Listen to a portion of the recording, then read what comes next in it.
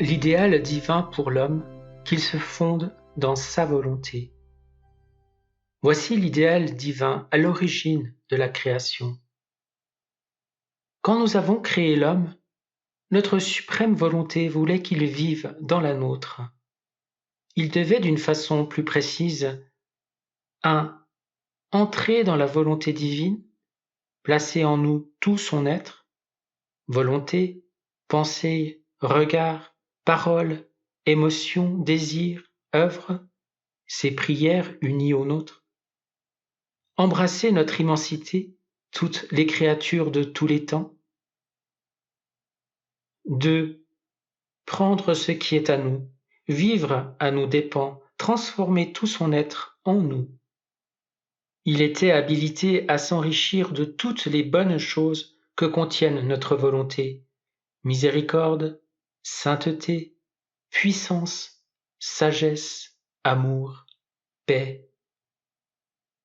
Accomplir tout ce qui doit être fait, comme si c'était Dieu qui le faisait dans l'âme. 3. Circuler dans la divine volonté, pénétrer partout, dans le ciel et dans les cœurs. Imiter notre volonté, se multiplier en elle, pour entrer en chaque créature et répandre notre vie en chacune. Et à partir des moyens humains, agir avec les moyens divins.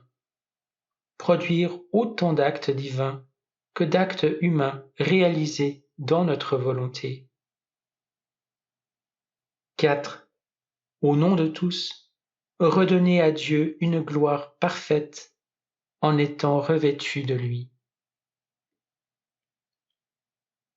2 exemples de prière dans la divine volonté. Seigneur, j'entre dans ta volonté et d'une manière divine, j'embrasse tes actes et me substitue à toutes les créatures, comme tu t'es toi-même substitué à moi. Uni à toi, je me multiplie divinement en tous, afin d'aimer et de réparer au nom de tous. Amen. Fiat.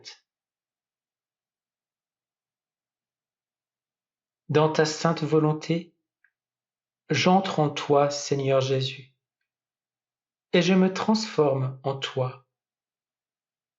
Pendant cette fusion, j'entre dans la vie de chaque homme, d'Adam jusqu'au dernier, et en leur nom je te loue pour tes œuvres de création, de rédemption et de sanctification. Amen.